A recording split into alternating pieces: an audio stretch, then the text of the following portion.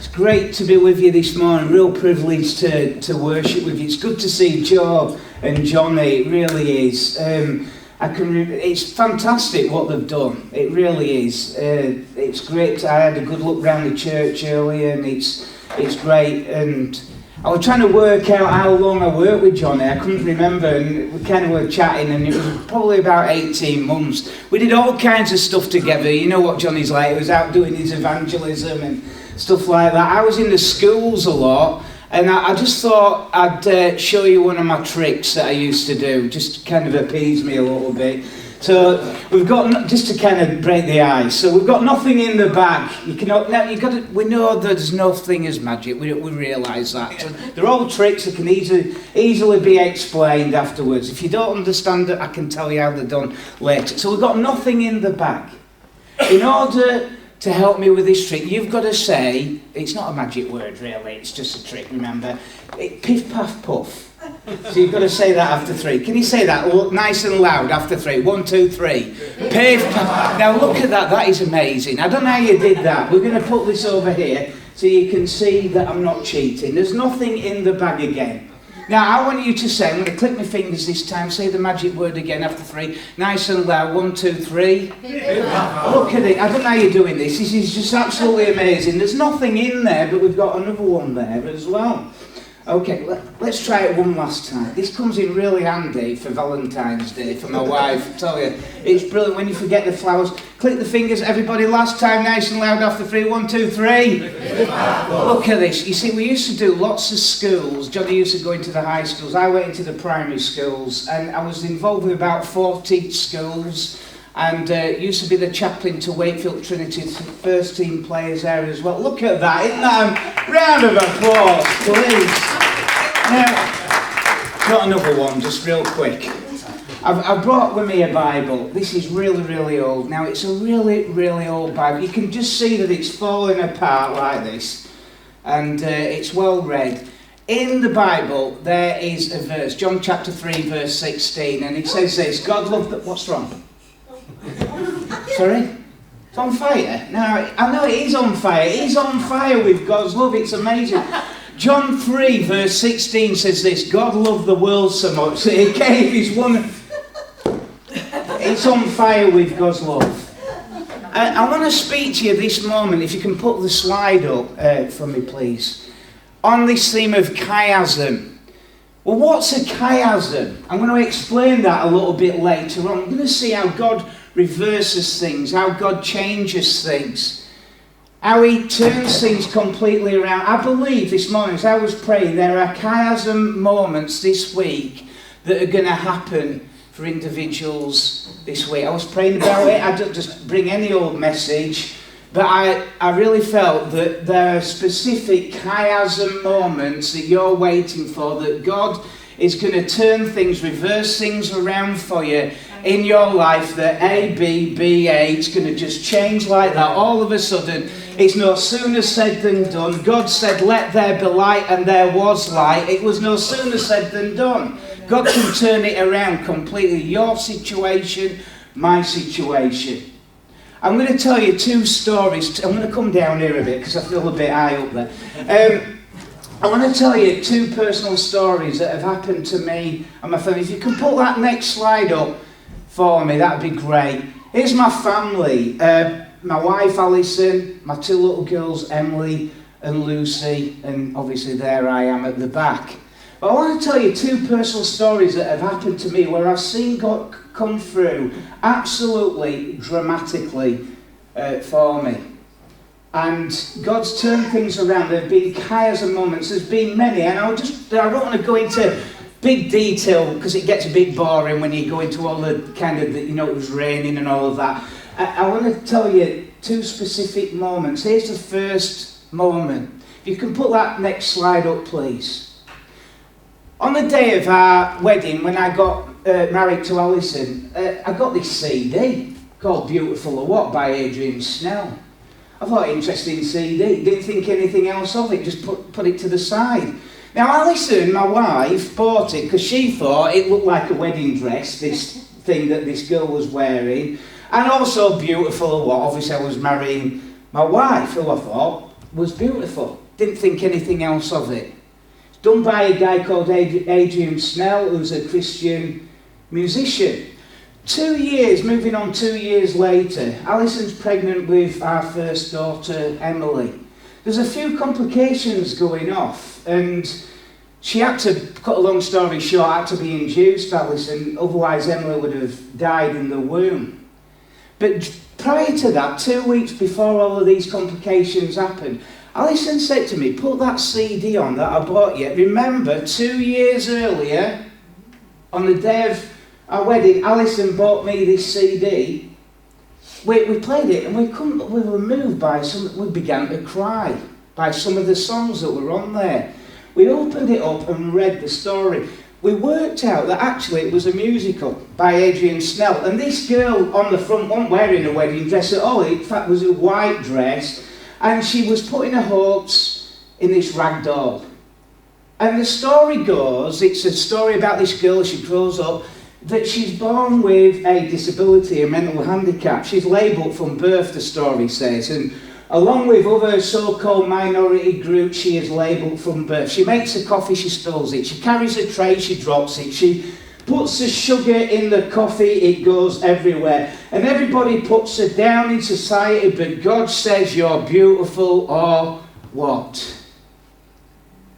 2 weeks later, we have our first child, Emily. If you can put that next slide, there's Emily, and she was born with Downs. God knew 2 years on the day of my wedding that we would have a girl born with a disability. I can remember this, when I was a young boy, when I was a teenager, and I'm not being rude, but I'm being honest, seeing a film with a child with a disability on, I can remember the film. I remember the moment. And I actually said in the back of my mind, I didn't verbalise it, but I verbalised it inside, I never want a child like that. I don't want a child with Down syndrome. I never, ever want a child like that. But listen, when Emily was born, she has been nothing but an amazing blessing to us. God turned her, I went through a grieving period of about 6 weeks. I felt like somebody had died. Because, it's your first child, you've got all these rose-tinted spectacles, you see it in the films, everything's going to be all smells and nice and rose. It's nothing like that. It all went out the window straight away, that. And for 6 weeks, I can remember the feeling of somebody had died, that feeling of death. That all my expectations that I had in my mind, they were just shattered. I thought, how am I going to cope? How's Emily going to cope in this kind of society that we're living in? It's going to be terrible for me, for her, how are we all going to cope? But listen, that was a chiasm moment in my life where God turned things around in my heart. She has been an absolute, and I stand before God this morning and honestly say this, that she has been an absolute blessing to us, a miracle. She is I thought I was a nice person until I had my first child, and then things began to get exposed in my own life, in my own heart, and then I realised I'm not as nice as what I thought I was. That's my first child. Second child, Lucy. If you can put that next slide up, please. I'm not doing this to talk about myself, because that's the danger. You can tend to think then that you're talking about me. I'm not talking. I would just want to tell you some real life stories. This is the second story. Lucy was gifted in sport. Lucy's the other extreme, where she's very, very high achiever. She went to University of Leeds, the Uni of Leeds. She was just started off running just at Wakefield, just a grassroots runner, but got very, very good at it. Gifted and talented at sports school. Got some tickets to go down to the Olympics in 2012. Here's the story.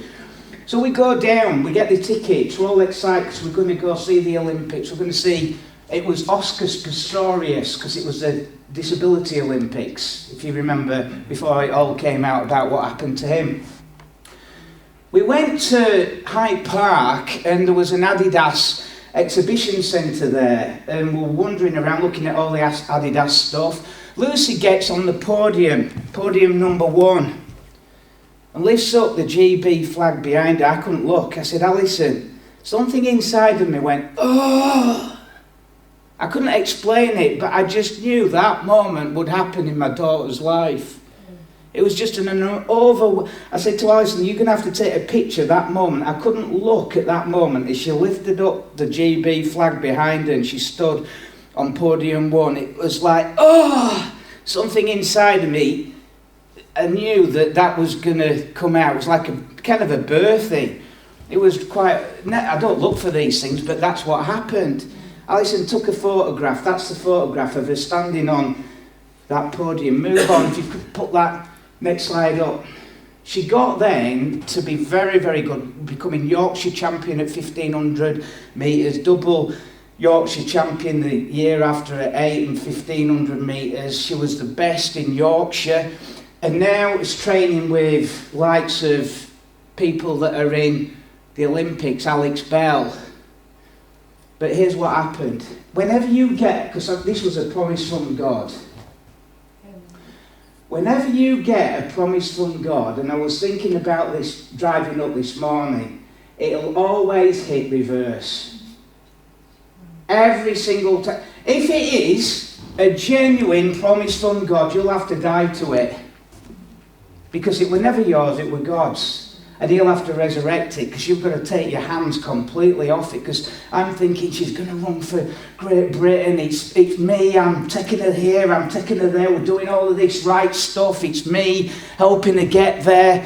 But let me tell you this. Whenever you get a promise from God, you'll have to die to it. And Lucy herself had to die to that thing herself, literally, in one sense. Because what happened was, she started to get pain. This is a real long story short. There were lots of miracles happened on the way. Some weird stuff that happened that I won't go into now because it's just make the story too long. She got pain up her left leg. Eventually found out that she got a blood clot. It went the full length of her left leg. Bits were in her lungs and all sorts. This is a real long story short. She got blue lighted to Leeds General Infirmary. They said, look, she'll never probably be able to walk again, never mind run again. She's going to probably end up in a wheelchair for the rest of her life. The procedure that we've banned, because the last person where we blasted the clot out, bits fly off into your heart, lung, brains, and it can kill you, and we've stopped the procedure because the last person that we did it on, he died. So I've got this battle in my head now. Because in 2012, Lucy's this picture, God, you promised me this, but I'm seeing that. But I realised what was going off. Let me tell you just one of the side stories. Can I? Yeah. It was brilliant. The day before, because the guy came back, because the head surgeon was very, very sporty. He was a top skier. And he saw the potential in Lucy. Because he saw that she was training with these top athletes, these GB athletes, right? And he went away, he argued the case. He said, well, the only way that she'll ever probably walk again and run again, she won't run how she used to run, but the only way that she'll ever be able to do it is if we do this procedure, reintroduce a procedure to her again. So they did. The night before, she had to sign basically her life away, that if bits flew off into a lung, heart, brain, that we weren't going to sue the hospital because this was going to be a risky. They were going to blast the clot out, going to put fluid in to thin it all out. So she had to sign up the day. This was brilliant. I was parking up. I had the radio station on UCB. It was bizarre what happened. I had to stop the car because I was laughing my head off what happened. This song came on the radio. I thought, this is odd. I Will Heal Her, stopped. Then another band came on, I Will Be With Her, stopped. This happened 9 times, different songs. And then this whole song came out of this band that I had never even heard of, a guy called Hawk Nelson, Parachutes. And it says, the song was just for Lucy, I'm falling, come and catch me. You will get me, you will catch me, I am falling, be my parachute. I thought, this is amazing. I was just literally laughing my head off. I gave her the song that night. I said, God's going to do it for you, Luce. He's going to come through for you. cut a really, really long story short, there were other supernatural things that happened, but that was hilarious because I took my hand off. I thought, literally, I was like this in the car. It does sound bizarre, doesn't it? Yeah. It happened 9 times. I was like, what's happening here? This is weird. Put the next slide up. Fast forward 2 years to the day. She's now in the British Championships, the Olympic qualifiers. She'd made it through all the heats. She'd beaten some quality athletes and she was now in the final. And she came 6th. Out of that, she ran for England. And you can see her there with her England stuff on. She picked up the flag. She'd beaten British full-time sponsored athletes. God had fulfilled the promise. Listen, whenever you get a promise from God, it'll hit reverse. Don't be surprised when you have to die to it. Take your hand off it, because it's never yours, it's God's.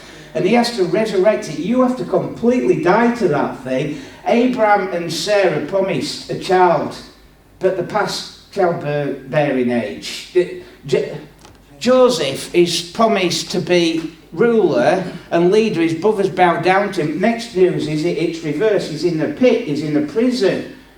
God has to resurrect Joseph. Jesus is promised to die to save the whole world. Next news is he's dying on the cross.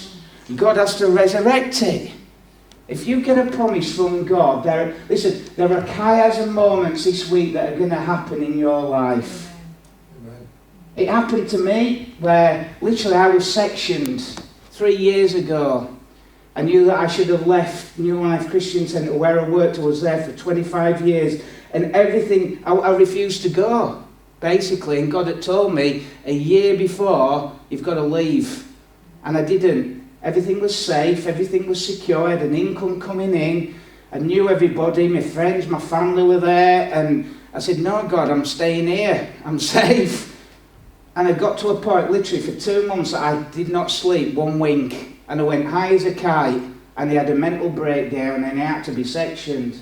And everything was taken away from me. I had to die. I remember the moment walking in to the hospital where, I was with people that were drug addicts, and everything was stripped away from me completely. But since then, I tell you, God has given me so much. Resurrected so many different things, given me a fantastic job at CAP and resurrected other opportunities as well. But it was embarrassing because I had a good reputation in the area, and people now think you're kind of bonkers, perhaps. All of that you've got this stigma of mental health. It's been hard. You can put the next slide up. God reverses things. God turns things around in a second. There's this woman caught in the act of adultery. This was going to be a chiasm moment in her life where things were changed, transformed. Religious leaders are all stood there all proud, but she's down in the dust, down in the dirt. Jesus gets down right in the dirt, in the sand. The finger of God is writing in the dust. The other time that a finger of God is mentioned is in Daniel. And it's a finger of judgment, and it's written on stone. The law was written on stone. But Jesus is writing with his finger in the sand, in the dirt. And what's going to be written is going to be rubbed away. It's going to be walked on. And this woman should have been stoned. That's what the law said. She was caught in the act of adultery. Somebody caught in the act of adultery should have been stoned. A lot of biblical scholars say this. Now, I don't know if this is true, but they say, Jesus is very, very clever. He says, which of you has not sinned can cast the first stone? A lot of biblical scholars and theologians say this, which of you has not done the same sin as this woman has, but kind of haven't been caught? That's what some theologians say that Jesus is actually saying. So one by one, these religious people leave. Jesus says, where are your accusers? Listen to this. No accusers. No accusation. Case dismissed. How clever is Jesus. A chiasm moment where things are changed. Let me show you what a chiasm is in the Hebrew and the Greek. If you can put that, thank you. This is a chiasm in Matthew chapter 20, verse 16. Well, look at this. The last shall be first and the first last. Can you see that? Last first, first last. It's mirrored. And these sentences come in specific moments in Israel's history. So when they're about to cross the River Jordan or cross the Red Sea, there are things that are reversed there, sentences that are reversed. Why? Because it's a crossing over. This is what chiasm means. It means a crossing over period. And for some of us, there's going to be a metamorphosis in your life where it's going to be a chiasm moment that will come this week where it'll be a complete metamorphosis, a change of situation from the inside out, not just the circumstances that you're facing, but within inside of you.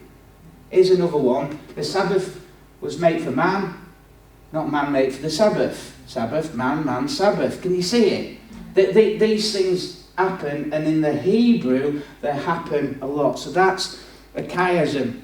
Interesting, if you put that next slide up, please. A chiasm has a chi in it. From the Greek it's an X, it's a cross. Christ, Christos, chi is a cross. That's how you spell Christ, Christos, the anointed one. So literally, Christos, when you come to the Christ, you come to the chi, the cross. And literally you come into somebody, the chiasm, the change, the cross, the crossing over point. Things where things can be reversed and can be changed in your life and my life. Last thought, just to finish with, and then I'll close. Excuse me. I love this story. It's a story about a guy called Jack Verne. True story, it happened a number of years ago. He was walking along the Californian coast. He had his head down because he'd had an argument with his wife and kids. And he saw a bottle in the sand. He thought, interesting bottle. Got the bottle, looked inside, there was a note. The note read this: I, Daisy Alexander, do hereby give you half of my inheritance to the lucky person that finds this note. Kept the note. Thought, interesting note. Who would he happen to bump into in the afternoon but his lawyer friend? He told his lawyer friend about the note. He said, I ought to check it out, but I think it'd be daft. He says, you'd be daft not to. Cut a really long story short, the worked out Daisy Alexander did exist. She was a bit of an eccentric.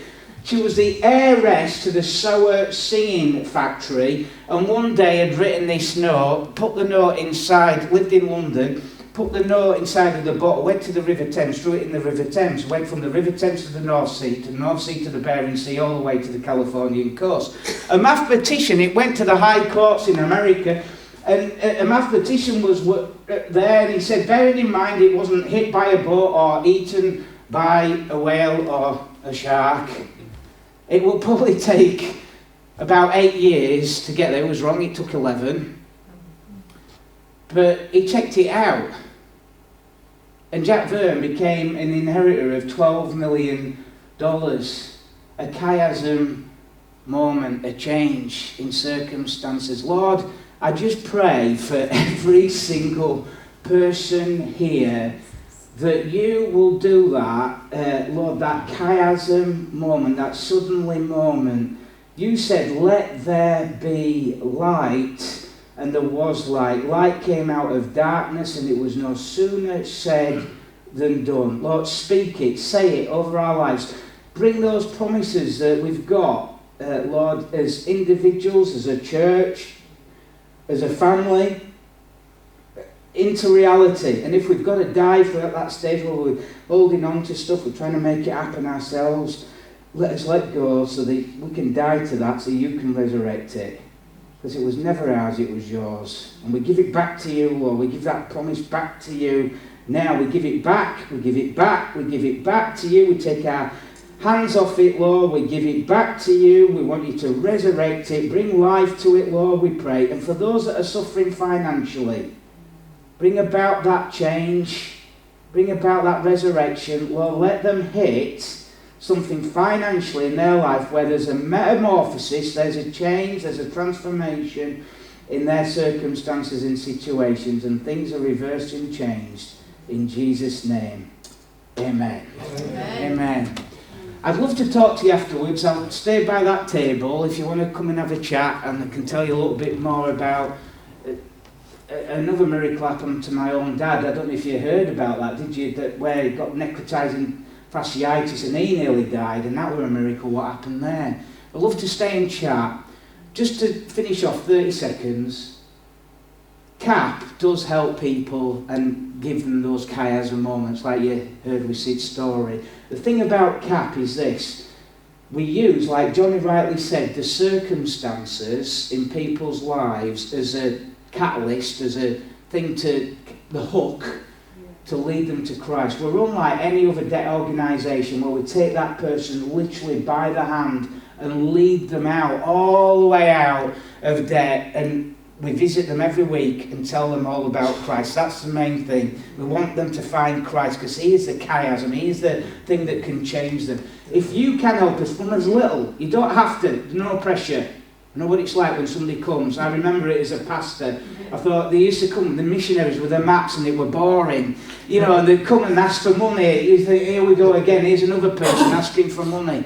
Me and my wife do support this. We give £50 a month because we believe in it. We really do believe in it. I work there and I see it happen, honestly. If you could just give £2 a month, even that, honestly, that would help us loads. Even £2, less than a coffee, less than Costa. Brilliant. If you can't, no problem. There are some books, I'd love to give you one, and it tells, again, an amazing story of John Kirby, how he set up CAP. It's brilliant. Thank you ever so much for having me. It's lovely to see them both, and it's great to see what they're doing here. It really is. It's fantastic. And lovely to meet you guys as well. Thank you. Thanks, Johnny.